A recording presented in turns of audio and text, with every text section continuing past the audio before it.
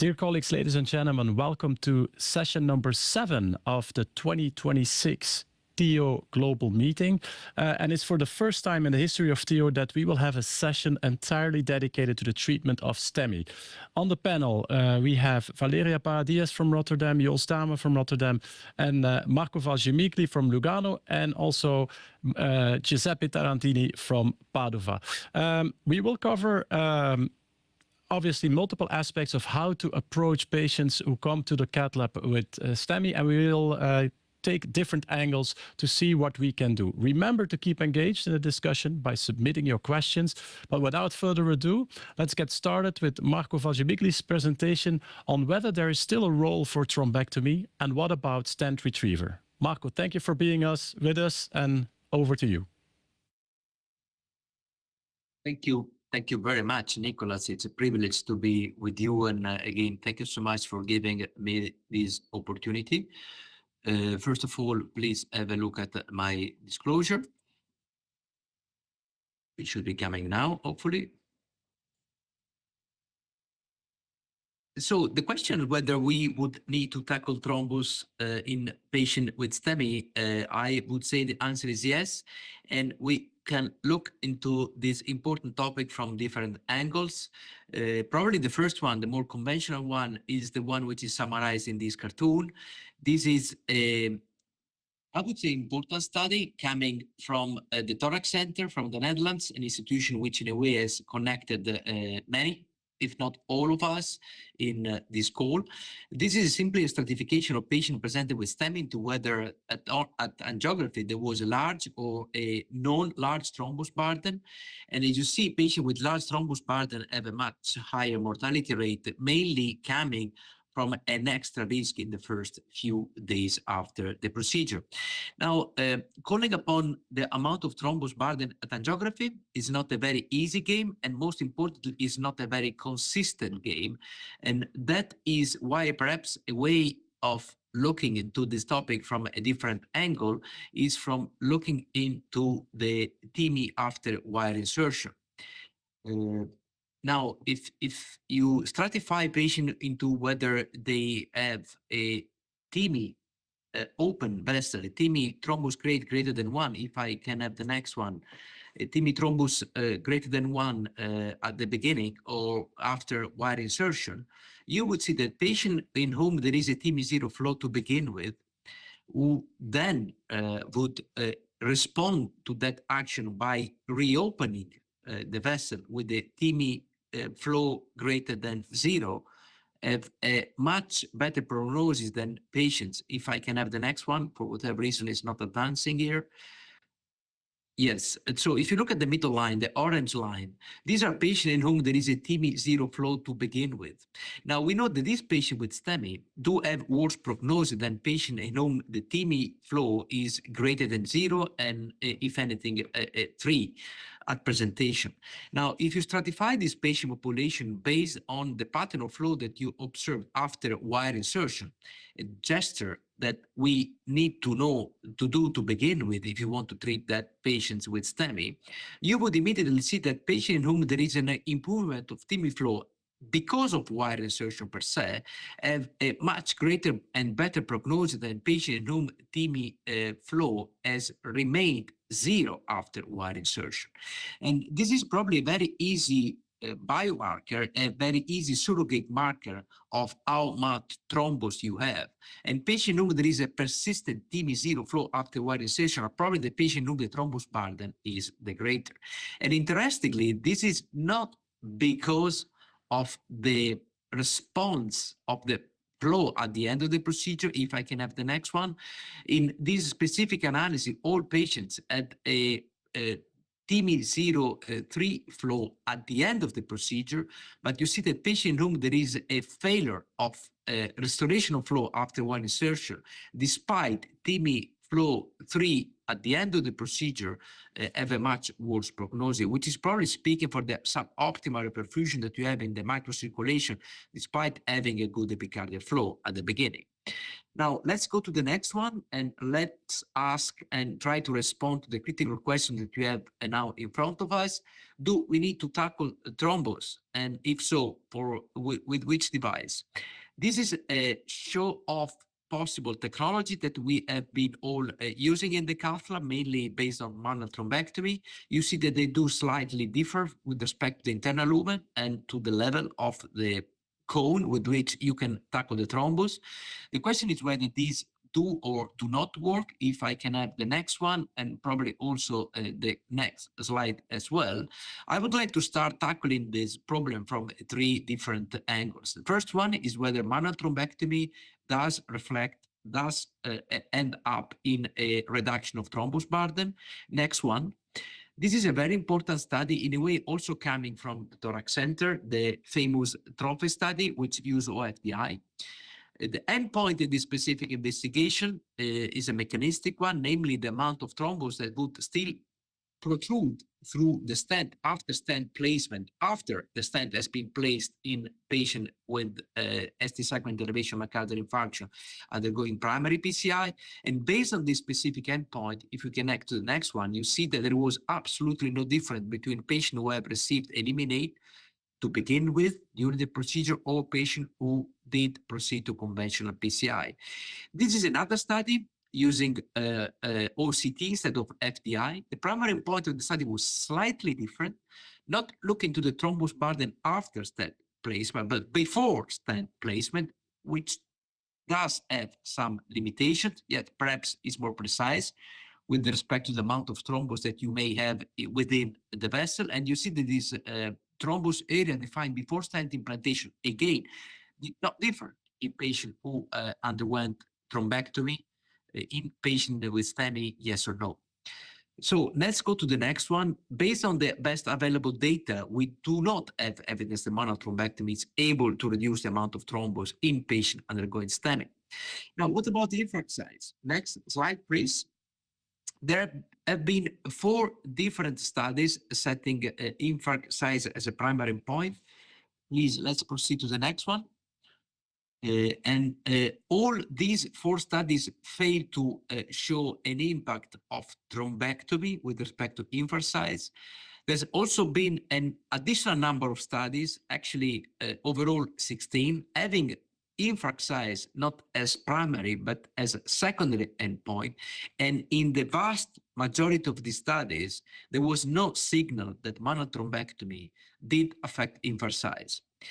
Next slide, and third point to be discussed, do we have evidence that manual thrombectomy affect prognosis? Next slide, and the answer is probably definitive as we speak now, at least based on both an aggregate data meta-analysis, which you do not see here. Here you see an individual patient data meta-analysis of the 3 largest studies today available, total, taste, and tapas, and you see that there is absolutely not clear understanding, not clear evidence that manual thrombectomy reduces mortality, and in fact there is evidence of some potential harm with respect to stroke rate, which is higher in patients who underwent manual thrombectomy as compared to conventional PCI. And this is the reason why now the guidelines have been updated accordingly, and this manual thrombectomy, which was previously a class 2A indication, has become a class 3A, at least as it reflects the use of routine thrombectomy in patients with STEMI. Now, what can we do today with respect to other possible approaches to tackle large thrombus burden in patients with STEMI? Let's go to the next one. And I would like to discuss this possibility by showing you a case which we published a few years ago. This is a patient with inferior STEMI. As you see, there is probably something that you would call at angiography large thrombus burden. There is a TIMI zero flow to begin with. Then next one. The TIMI zero flow is persisting after wire insertion, and the operator here simply followed the guidelines, namely underwent conventional PCI, which consisted in this specific case of small balloon dilatation to try to improve flow with a balloon of 2.0, did not work. Then you upsize a bit the balloon, 2.5, it doesn't work. Then at this stage, then you remember that you still have the manual thrombectomy on the shelves. So an export catheter was used, and that is actually the outcome of this export export catheter being used. There is some flow restoration, but you see that there is now a very clear cut, and I would say pathognomonic thrombus burden everywhere, not only in the middle of RCA, but also in the distal RCA throughout, I would say at this stage, the entire vessel. So in this specific case, then bailout stent retriever was used. This is the result of the first NBAST passage. NBAST is the only CE marked stent retriever, which is marked for STEMI use in patients with coronary intervention, undergoing coronary intervention, as you see here. Next one. One passage was not enough. The second passage was not enough. The third passage has been required. Please, next slide. And finally, another one has been also required. So basically, this is to say that multiple passages have been used to tackle this RCA. Next one, please. Next slide. Next one. And this is the amount of thrombus that was retrieved throughout every single passage of the NBAST, really giving us the information that NBAST was very effective, but probably not enough at the single passage level to remove entirely the thrombus that was present to begin with. Next one, and this is the final result of this specific case. Now, we cannot rely our practice on case-based experience, although, of course, that is very helpful. That's why there are studies running, and we need studies to let our practice be guided throughout. Please, next slide. This is the first RCT, which is actually recently being completed and soon to be reported. This is the Nature study, where we have already randomized 154 patients with large thrombus burden. So in a way, a selected patient population, either to undergo NVAS to begin with, followed by standard of care versus direct standard of care, which did also potentially include the use of manual thrombectomy if the operators elected to do so. And the primary point of this study is indeed infarct size as judged by the area under the curve for C, K, and B by having repeat and frequent sampling in this patient population. Next slide. This study would be very important to let us know whether, at least with respect to one important mechanistic endpoint, NBAST as representative of stent retriever as an edge, as an implication in patients with large thrombus burden with STEMI. Thank you very much, and I give the word back to you, Nicolas. Marco, that was an excellent overview of where we are today, especially in terms of thrombectomy. Can you give, in the absence of sound scientific data, just a couple of tricks or tips? When would you still use or consider these devices? Is it when the time from symptom onset to treatment is longer? Is it when you appreciate or have the impression this is a massive amount of thrombus? What will guide you to take like a thrombectomy device or a stent retriever? Thank you, Nico. Great question. I would say I abandoned completely the use of manual thrombectomy, realizing this is probably a very clear-cut approach, but they do work sometimes, as we all know, as we all have experienced in the lab. But the problem with manual thrombectomy that is very unpredictable. They do sometimes work, and you have a very lucky, good shot, and sometimes you are only spreading thrombus throughout the artery. So my first red flag is when I have TIMI 0 after wide insertion. If that is the case, I know that at least in a subset of patients, there is a large thrombus burden. And normally that is for me the signal where stent retriever should be open and possibly used. I realize that in some of these patients, stent retriever is not needed because this TIMI 0 flow is mainly related to a heavy amount of plaques, not really amount of thrombus. But I would say in probably more than 50% of these TIMI 0 flow patient after wide insertion, there is a large thrombus burden. And so I'm happy that I have opened stent retriever, which basically allow me to set the clock black. When you deploy stent retriever, in the setting of a STEMI patient, you set the clock back. You look into the anatomy before the plaque ruptured and before the thrombus was superimposed on that plaque. And at that moment, you can clearly understand whether you are indeed treating a large thrombus burden patient or whether you have only a lot of plaque. In the second case scenario, the stent retriever probably has been misused, but if the first case scenario is true, you are happy that you are not starting by spreading the thrombus throughout the artery, and you are very effectively able to take it out. Yeah.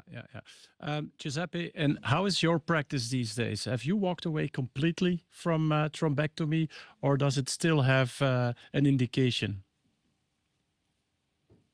A routine approach, yes, is class 3 also for us. We use in a bailout situation like large thrombus burden when we have no reflow, but mainly when it's impossible to visualize the culprit lesion and you have a massive intraprocedural embolization. This is what we consider selective bailout situation.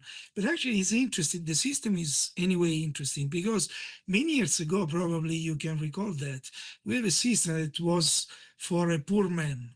The poor man system to retrieve and trap the thrombus was to use the balloon back and forth. Can you recall that? But it is more, I like this system. I think it's important to understand, probably it's very effective. The real problem is the patient selection. So to find out some real benefit. Yeah. Well, and obviously there is so much more going on with STEMI patients. Some STEMI patients have multivessel disease. And then from the audience, we also have quite a lot of questions on how to approach those patients, and also what to do with coronary physiology and intravascular imaging. Well, rest assured, dear audience, these topics will be next on the list. So I know that Marco has to move on, has other obligations. So Marco, if you want, you are dismissed from the panel, and we'll continue with the next presentation by Valeria, and she will discuss on how to approach STEMI patients who have multivessel coronary artery disease. Valeria. Thank you so much, Nicolas. It's a pleasure to be here with you today and discuss contemporary strategies for STEMI with multivessel disease. We know that STEMI patients already carries a high ischemic risk, but the phenotype of STEMI patient with multivessel disease is even more challenging. I will try to address 3 important questions. The first is, should we aim for complete revascularization in STEMI patients? That's definitely the most important of these questions. We have gathered in the last couple of decades several and robust evidence showing that there's a benefit for STEMI patients with multivessel disease when we complete the revascularization. And all this evidence has led to the class 1 recommendation by the guidelines, ESC guidelines in 2023, saying that indeed complete revascularization is recommended, with a wide time window for when to complete the revascularization, so either during index procedure or within 45 days. But we will address this topic very soon. The only trials which, let's say, stands as an outlier among all this evidence is the full revasc. Let's try to analyze, let's be more in details why probably this trial stands out as a negative trial.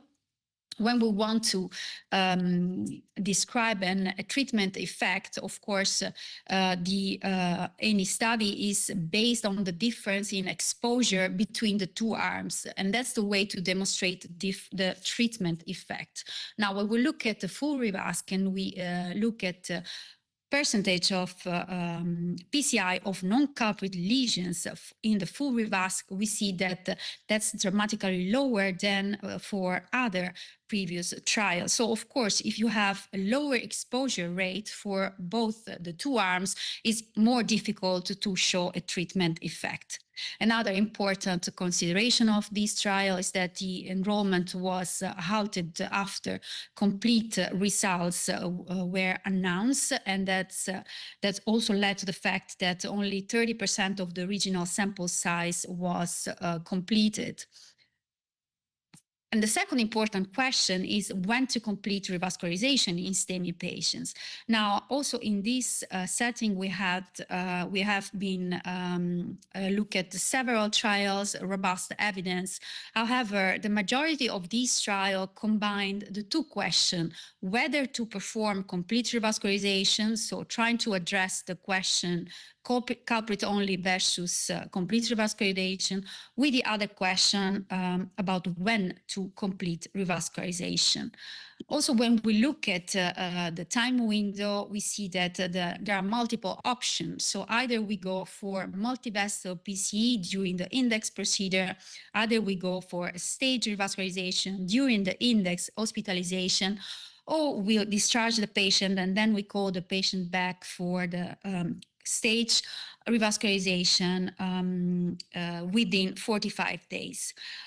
Again, the guidelines really leaves this time window quite broad, so from index up to 45 days. And why is that? When we look at robust evidence in this setting, we see that the complete trial, basically the majority of the patients, 64 patients, completed the revascularization during the index, meaning that the stage revascularization was completed 1 day from the randomization, and only 30% of the patients had their stage revascularization on an average of 23 days from randomization.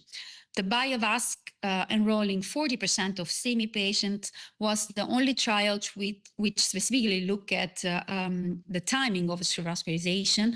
The primary endpoint was non-inferiority for immediate complete revascularization versus stage complete revascularization, and the primary endpoint for non-inferiority was met. On average, the complete revascularization was performed at 14 days from the index procedure, and the multi-stars MI at the 37 days from index. So we see here a really broad time window for when to perform the stage revascularization. But there's also something else which is important, which needs to be considered, and haven't been very much looked at in these trials. Are all these non-culprit lesions equal? Can we compare treating the ostium of this diagonal to a left main trifurcation, for which, of course, we need to stop. We need to discuss the patient in our heart team. So these are all technical aspects. But when we look at trials, again, all the trials so far, looking at the STEMI and multivessel disease, we see that left main localization basically was excluded from the majority of the trial. LED proximal localization was marginally enrolled in this trial. When we look at the mean syntax score for non-culprit lesions, that's something which is difficult to find in the trials, but look at the complete trial, the mean syntax score for the non-culprit lesion was only 7, and 14 for the BioVasc, including both culprit and non-culprit lesion. And the majority of this trial had only 1 non-culprit lesion. So that's something important about the timing. Another important aspect, and that's the last question I want to address, is what's the best antithrombotic strategies for STEMI patients. Also in this setting, the guidelines are quite, let's say, broad. So they give the same indication for all the spectrum of acute coronary syndrome patient with a class 2A indication for an abbreviated DEPT, 6 months in patients who are not at high ischemic risk and regardless of their bleeding risk. Let's look now at a completed randomized trial on short DAPT in the setting of ACS. We see that representation of STEMI patients varies in this trial. And we also see that the DAPT regimen, of course, has decreased in the last 10 years from 6 months considered back then as a short DAPT to now aspirin-free strategies. We have the majority of the trial being positive, and I want to look specifically at some evidence so far. So in the setting of short DAPT, and when we look at the 1 month, the ultimate DAPT and the target first by Giuseppe Tarantini, you see that the primary endpoint was met for both trials. However, we should also acknowledge that for ultimate DAPT trial, 40% of patients had unstable angina, so no troponins, no biomarker, only 80% were STEMI patients. And the target first excluded patients with very high ischemic risk. How short can we go in more complex patients? So the NEO mindset, there was a trial with all comers. Randomization was very short, 4 days from admission. For the primary endpoint, MACE is different than NACE. And in this trial, the primary endpoint was not met. The trial was negative. I have a look at the complexity, 43% of multivessel disease, 61% of STEMI, and also consideration about thrombotic therapy. 84% of these patients were on clopidogrel before randomization. So they switched to a more potent P2Y12 inhibitor only later on. There are several trials ongoing looking at how to identify non-culprit lesions which should be revascularized.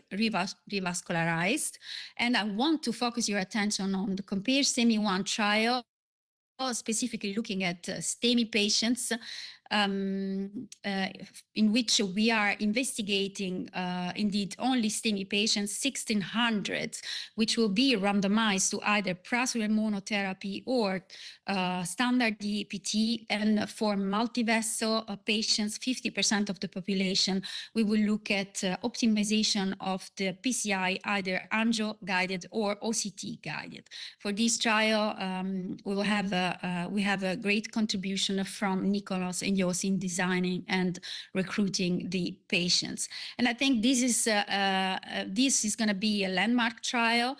It's trying to address 3 important questions, not only prasural monotherapy in STEMI patients, but also complete revascularization within 2 weeks and potential synergies between a short DAPT and non-culprit lesion OCT-guided revascularization. Thank you for the attention, and over to Nicolas again. Thank you very much, Valeria. That was a very nice overview of how to approach the patients with STEMI and multivessel disease. And at the same time, you also addressed an important nuance. Not every non-culprit lesion is the same. And obviously, if you have a very complex non-culprit lesion, then you have to really ask yourself whether you want to do that in the same procedure versus whether it's not better just to stage that procedure. So common sense is also very important. At the same time, and this is for you, Giuseppe, we have seen a lot of these trials, also your trial about optimal antithrombotic therapy. A lot of questions again from the audience on, yeah, but what do we have to do now? Because there's so many. And then all of a sudden you had NEO mindset that obviously raised the concern that somehow still we need some aspirin for some time. What is your take on that? Are we moving towards antithrombotic therapy minus aspirin, or is this just way too early?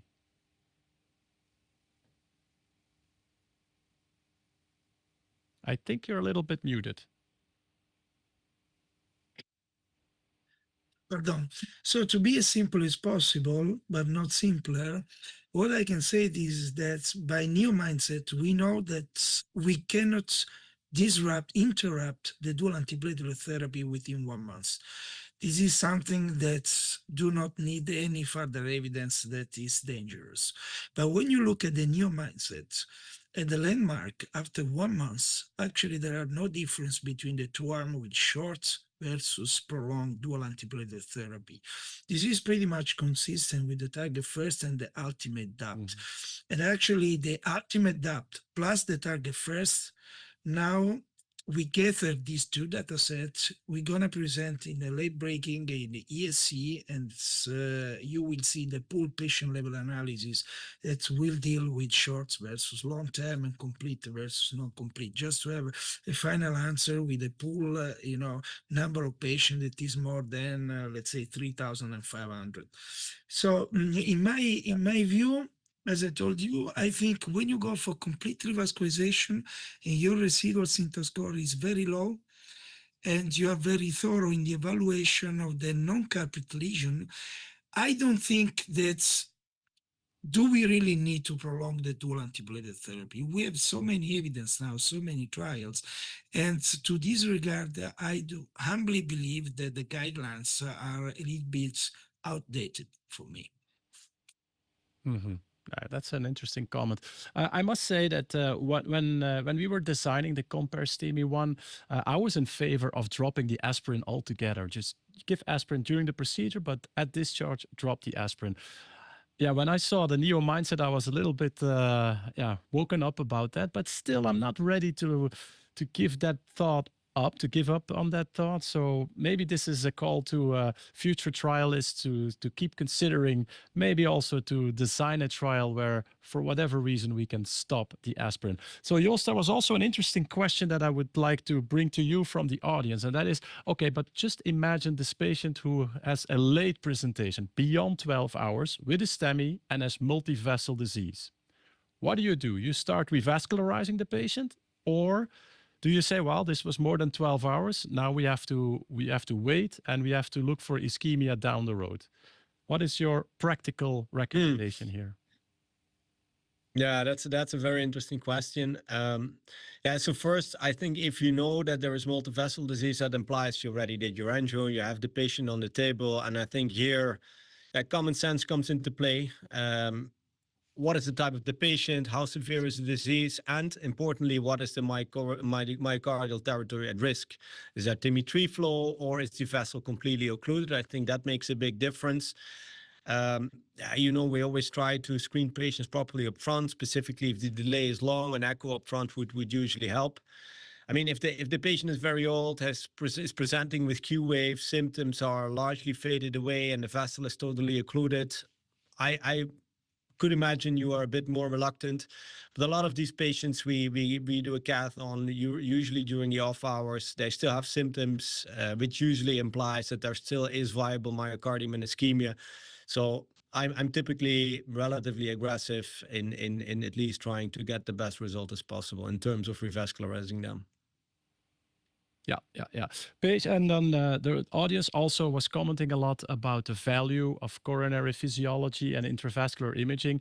Obviously, you were the primary investigator of FAST 3 that potentially may democratize and increase the uptake of coronary physiology because it's no longer wire-based. So over to you for a presentation on where do we stand now with coronary physiology and intravascular imaging in the context of STEMI.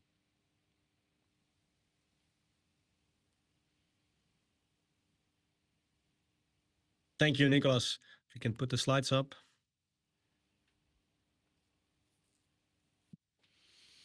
So these are my disclosures. So what I will do in the next 8 minutes, I'll talk a little bit about the use of imaging and physiology in several different aspects. So first, if you look a little bit into the guidelines, then there is currently a class 2A recommendation to use either IVUS or OCT to guide PCI for the culprit lesion. And that's quite interesting if you look into why that may be and also what the data is to support that. So I'll take you through that in the next couple of minutes.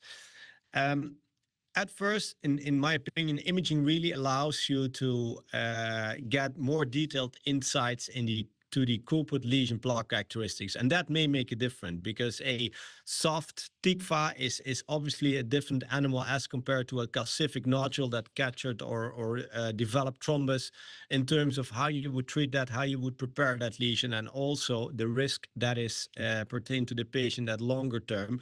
This is just some data from the tactics registry showing you that if you treat patients with a ACS and a calcific nodule as the underlying culprit, they do much worse as compared to those with the softer plaques without massive calcific nodules. So it is important to realize what is the underlying etiology of the plaque in order to risk stratify the patient and perhaps even to tailor your DRPT strategy.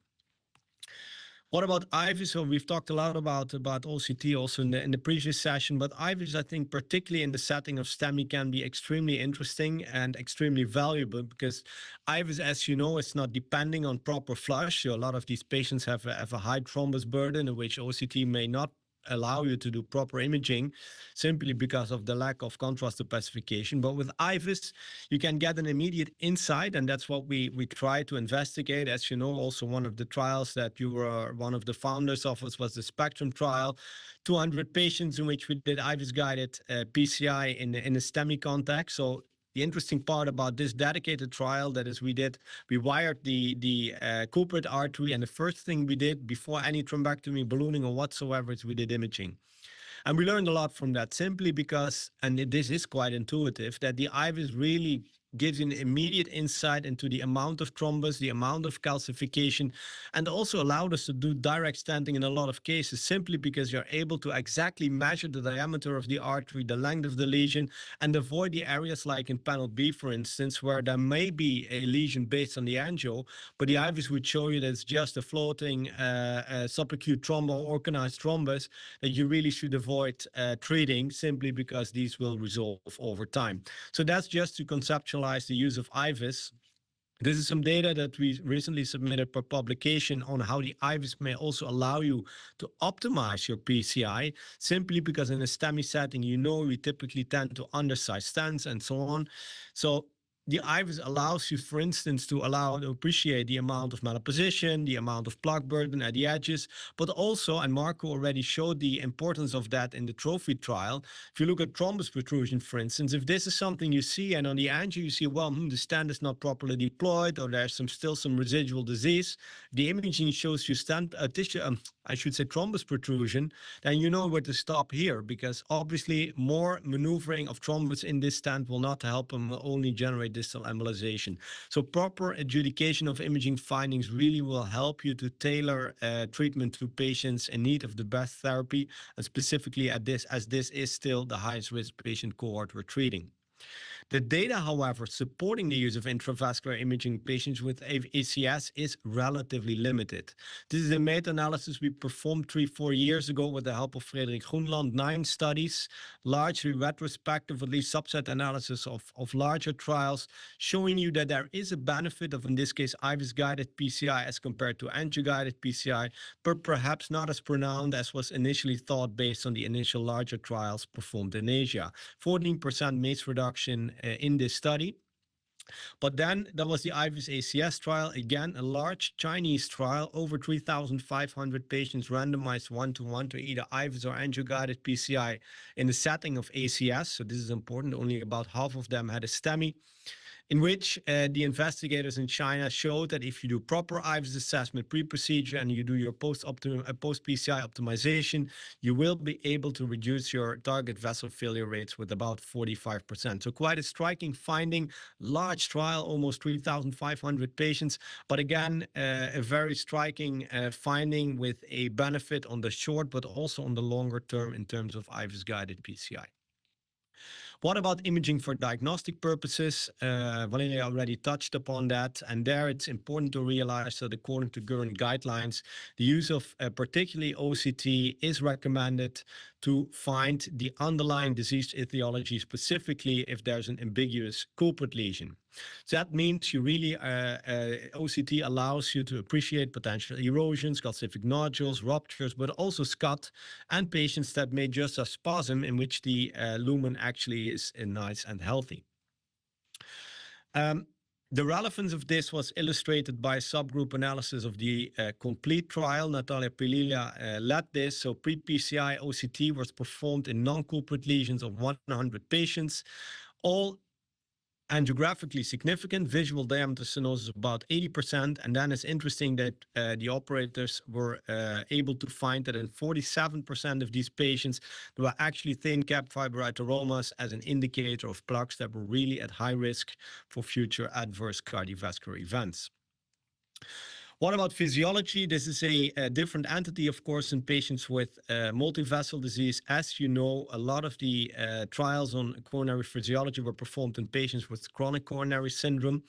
And that's an issue and something to realize if you think about using the technology in STEMI, because these patients are vulnerable to vasoconstriction, blunted hyperemic response, and microvascular compression, which will lead to a hyperemic flow, which is attenuated, and subsequently higher FFRs as to what you would expect in stable patients. This is also something we found when we tried to validate angio-based physiology with VFFR, and you already touched upon that in the introduction, as compared to FFR in non-culprit lesion of STEMIs. You can see on the left panel that in patients without microvascular impairment, we measured this in all patients, 70% of the population, values were very closely mimicking each other. Whereas in patients with microvascular impairment, FFR 0.85, whereas the median VFFR was 0.76. And that's quite interesting if you hypothesize the concept that obviously angio-based physiology is not vulnerable to attenuated hyperemic response and microvascular obstruction. So this illustrates that there is a difference in using FFR in a stable versus a unstable patient. And that's where I think some caution is warranted. More data on that also in our search towards the potential of angio-based physiology was some data from the FAST OCT study, in which we found, and I will just show you one of the highlights of this study, that in patients in which the VFFR was negative, so above 0.8, still in those patients, 42% of patients had treatment threshold lesions, meaning plaques with either plaque rupture, MLA below 2.5, or the presence of plaque rupture or erosion with the area stenosis above 70%. So a strict criteria to lesions that based on OCT, you would definitely consider treatment based on the at least morphological severity of the lesions, which were typically underappreciated by FFR, but now apparently also with VFFR, you may have a significant likelihood of missing these lesions if you would just do physiology.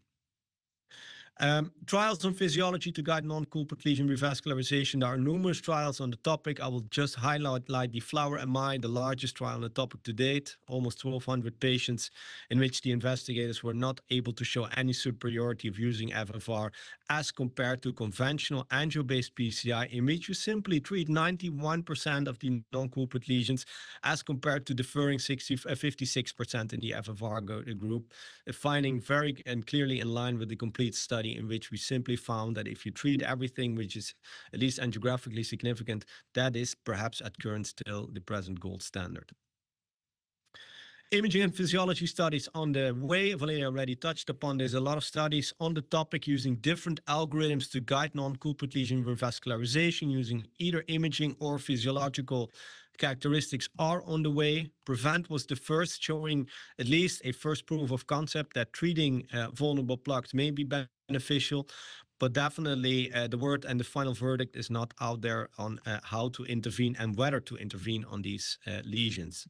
So some points for discussion I would like to raise. So first, both IVUS and OCT allow for detailed analysis of culprit plaque characteristics and can guide PCI optimization. The outcome data supportive of intravascular imaging to guide PCI in STEMI patients is still not that robust, as large-scale Western randomized trials in STEMI patients are completely lacking. For non-culprit lesions, I would not recommend the use of physiology. And finally, with OCT in particular, this may enhance treatment guidance for non-culprit lesions, which I think is likely a more reasonable way forward, practically speaking. With that, I would like to pass the word back to you, Nicolas, and thank you for having me. All right. Also, again, a very clear presentation. The audience is a little bit, I don't know, loud in terms of, okay, but you have OCT and you have IVUS, but which one would would we need to use in our practice? So Valeria, do you have some practical guidance on when would you use IVUS and when would you use OCT in STEMI? Well, starting from the concept that, of course, OCT might have some limitation, especially when there's a high thrombus burden. I think that IVUS in that setting, also when there's a thrombus, may still help in guiding the stent expansion, stent sizing, and that's an additional value. But when we want to identify vulnerable plaques, we learn also from the previous session, with OCT, we might have some extra value in identifying plaque morphology, some very specific characteristics for vulnerability. Yeah, so obviously it depends. Let's make a couple of comments, right? Nicolas. Are you looking at the culprit lesion or the non-culprit lesion? That might also help you with guidance. Okay, Giuseppe, go ahead. Can I make a couple of comments related to this point? So I'm almost 99% in agreement with Joost, but one point, because physiology agree with him that actually it's neutral when we compare to angio-guided revascularization, when we talk about STEMI. This is not completely true when we talk about ACS in general, because actually Flower MI was focused on STEMI, but actually we have other trial like the frame that included STEMI and no STEMI. In this case, when you don't have a clear capillary lesion, a total occluded vessel with severe microvascular dysfunction, there seems that there is a role of physiology to complete the revascularization, for instance, in the frame MI study. This is one concept. So I don't use physiology in all cases, it's neutral in case of STEMI, but I don't think we can say that's, physiology, we can use physiology in general.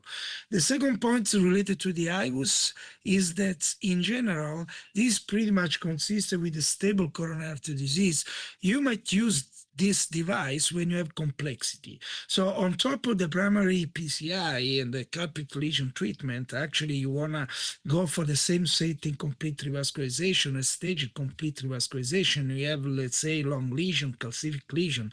Actually, the use of IVUS is a real adds-on. It's not just STEMI or no STEMI or stable coronary artery disease. In general, the general concept is it's better to not be blind when we treat complexity. Then it's up to you if you prefer IVUS. We have more data with the IVUS, less data with the OCT. But actually, general concept is that it's better to not be blind when we face real complexity.